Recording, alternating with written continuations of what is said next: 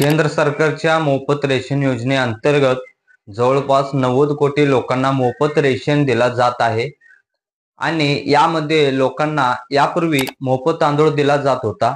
मात्र आता सरकारच्या नव्या निर्णयामुळे मोफत तांदूळ मिळणं बंद होणार आहे। याऐवजी जीवनावश्यक 9 वस्तू मिळणार आहेत। त्यामध्ये गहू डाळी, साखर, मीठ, हरभरा, मोहरीचे तेल, मैदा, सोयाबीन आणि मसाले त्या वस्तू मिळणार आहेत। तर लोकांचं आरोग्य सुधारण्यासाठी आणि त्यांच्या आहारातील पोषणाची पातळी वाढवण्यासाठी सरकारने हा निर्णय घेतल्याचं समजलं जातंय। आता पुढील महिन्यापासून मिळायला सुरुवात होणार। निर्णय तुम्हाला कसं वाटतंय याबद्दल तुम्ही कमेंट बॉक्समध्ये आम्हाला सांगू शकता।